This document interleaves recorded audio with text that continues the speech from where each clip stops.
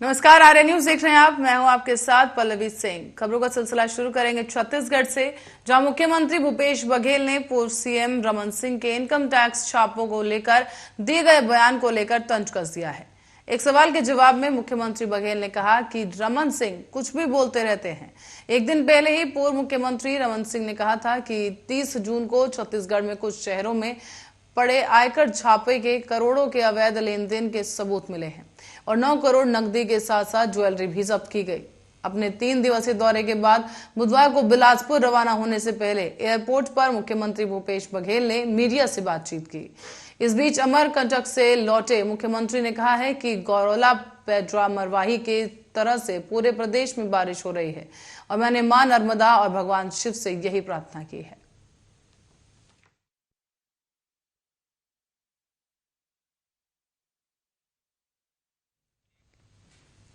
और इस बीच money laundering मामले में गिरफ्तार किए गए दिल्ली सरकार के मंत्री सत्येंद्र जैन की मुश्किलें कम होने का नाम नहीं ले रही हैं।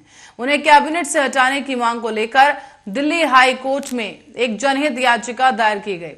इस जानकारी के मुताबिक इस याचिका पर आज दिल्ली हाई कोर्ट में सुनवाई होनी है और उल्लेखनीय है कि 31 मई को परिवर्तन निदेशालय ने सत्येंद्र जैन को गिरफ्तार किया था। इस समय न्यायिक हिरासत में सत्येंद्र जैन तिहाड़ जेल में बंद है और इससे पहले उनकी जमानत याचिका को अदालत ने खारिज कर दिया था।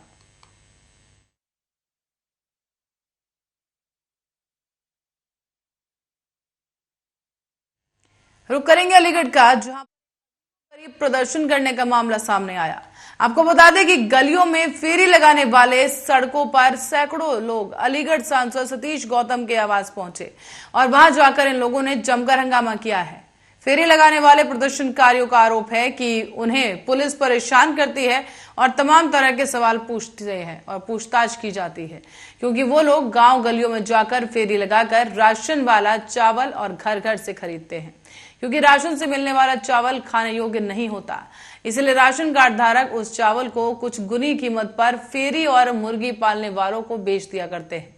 सांसद सतीश गौतम ने इस पर कहा है कि ये मामला अभी उन्हें समझ नहीं आया और उन्होंने ये भी कहा कि इसकी जानकारी पुलिस और प्रशासनिक स्तर से की जाएगी और इस पूरे मामले को संज्ञान में लेकर आगे की कार्रवाई का आश्वासन दिया गया है।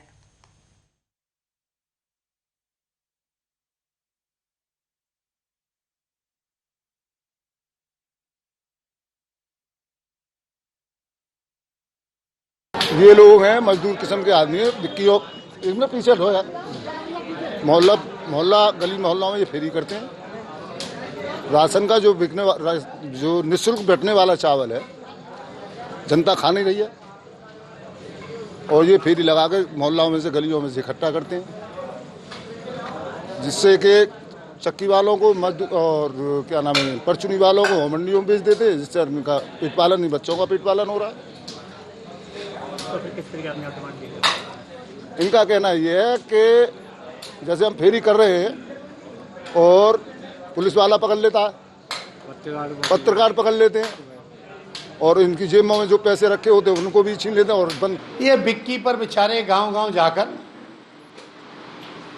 टूटे चावल, वैसे चावल मजदूरी का काम करते होंगे। 250-300 बिक्की वाले 500 लोग हैं, उसी से इनका रोजगार चलता हो। पूरी जानकारी प्रशासन से पता करके इनको शनिवार को मैंने टाइम दिया है। शनिवार को आने के बाद इनसे वार्ता होगी। वार्ता करने के बाद इनका जो भी समाधान निकलेगा, किसी गरीब के साथ अहित नहीं होगा।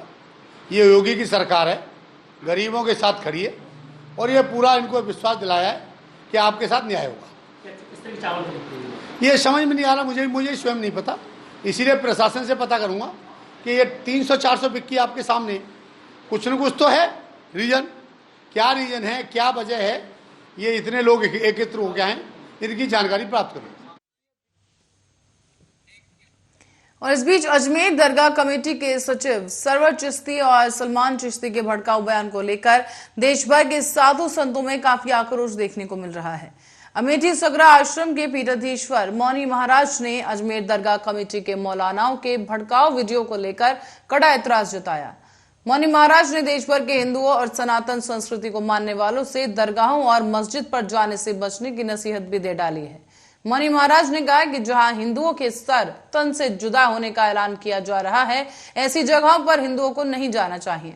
मौनी महाराज ने एक विवादित और भड़काऊ बयान देने वाले मौलानाओं को चिन्हित कर सरकार से कठोर कार्रवाई की भी मांग की।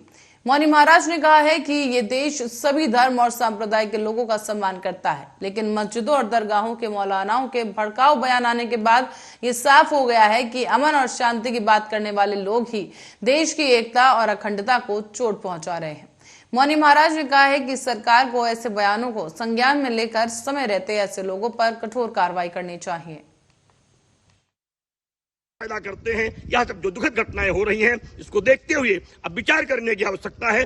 हमें अपने ही धर्म के मठ मंदिरों पे रहना चाहिए। किसी भी तरीके से अब इनके मठ मंदिरों पे जाने से हमें बचना चाहिए। यह देश के राष्ट्र के हित में होगा। यदि इस पर हम विचार नहीं करेंगे तो आए दिन इनका मनोबल बढ़ेगा, क्योंकि हम इनके यहाँ जाते हैं, इनका सौहार्द बढ़ाते हैं, इनको धन देते हैं, व्यवस्था देते हैं, सम्मान देते हैं। उसके बदले ये लोग मेरा अपमान करते हैं। हिंदुस्तान को गुलाम करने का, हिंदुस्तान को पाकिस्तान बनाने का, हिंदू को मुसलमान बनाने का और देश में दंगा फैलाने की रणनीति तय करते हैं। शर्मनाक है। जागिए हिंदू, बचिए हिंदू, देश को बचाइए।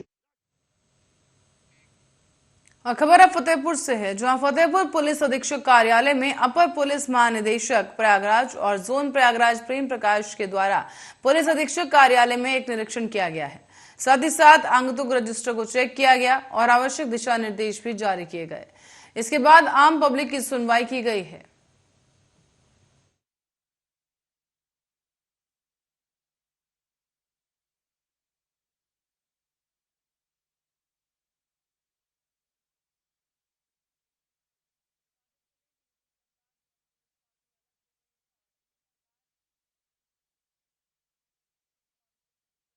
कारण भी किया जा रहा है। इसी क्रम में फतेहपुर से खबर सामने आ रही है, जहां पर आला अधिकारियों ने निरीक्षण किया है और साथ ही साथ पुलिस को तमाम दिशा निर्देश भी दिए गए कि लोगों की जो समस्याएं हैं उसे लगातार सुने और उन पर तत्काल ही निस्तारण किया जाए।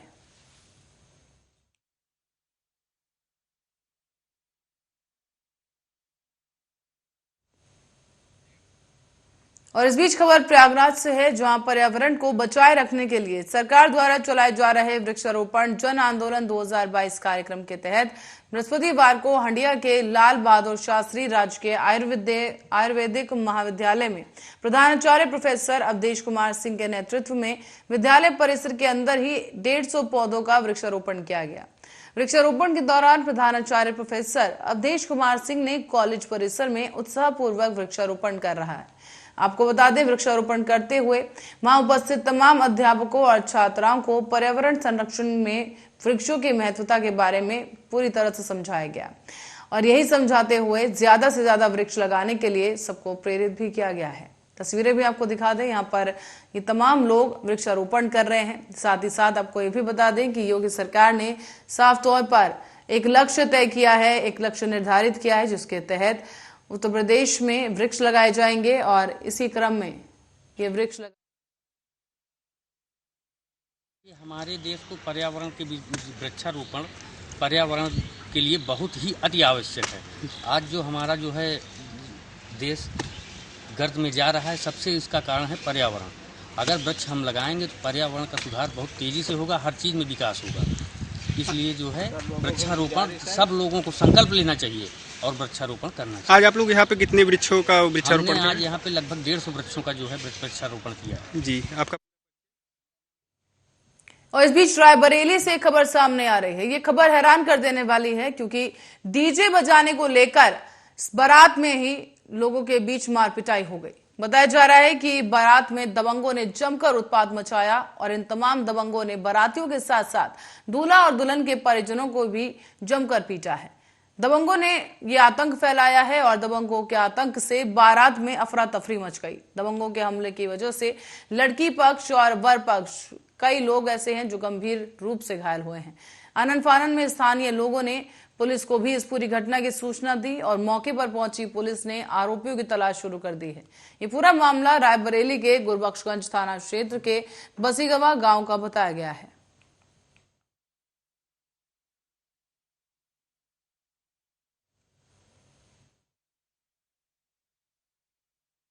विवाद इस बात में यहाँ पर तैयारी अगवाने की होती रही और लाई लिए गए सब जने और जब लाई लेके घर पर आई तो घर पर मेहरिया जब सब अंदर गई तो एक बच्चा छोटा सा आया कि चलो मम्मी वहाँ पर लड़ाई हो रही और वहाँ अगवानी की तैयारी होती रही। मालूम किस बात को लेकर लड़ाई हुई? अब इस बात को हम नहीं जानते।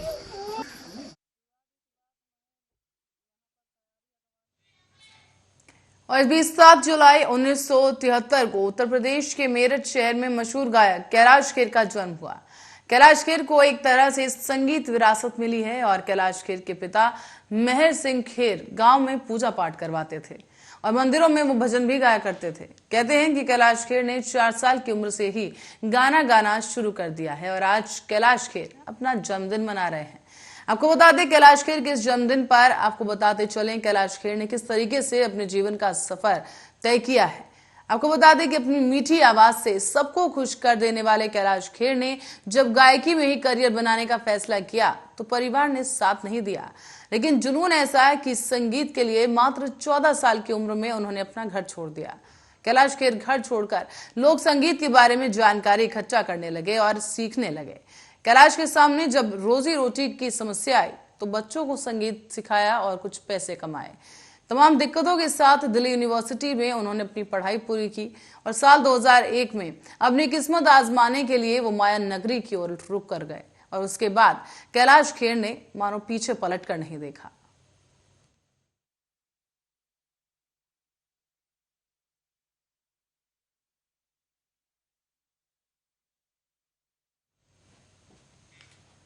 और इस बीच देश में कोरोना संक्रमण एक बार फिर से पैर पसारने लगा है। केंद्रीय स्वास्थ्य मंत्रालय की रिपोर्ट के मुताबिक गुरुवार को देश भर में 18,930 नए मामले सामने आए। ये संख्या बुधवार के मुकाबले 2,771 संख्या ज्यादा है और एक दिन पहले 16,159 मामले सामने आए। तो वहीं देश में कोरोना से होने वाली मौतों की संख्या में भी काफी उछाल देखा गया है। कोरोना से देश में 35 लोगों की मौत हुई, जबकि एक दिन पहले ही 28 लोगों की कोरोना ने जान ली थी। केंद्रीय स्वास्थ्य मंत्रालय के मुताबिक देश में अब सक्रिय मरीजों की संख्या 1,19,457 पहुंच गई है। एक दिन पहले तक देश भर में 1,15,212 सक्रिय मरीज शामिल थे। तो वहीं 24 घंटे के अंदर ही ठीक होने वाले मरीजों की संख्या इस वक्त 14,650 बनी हुई है।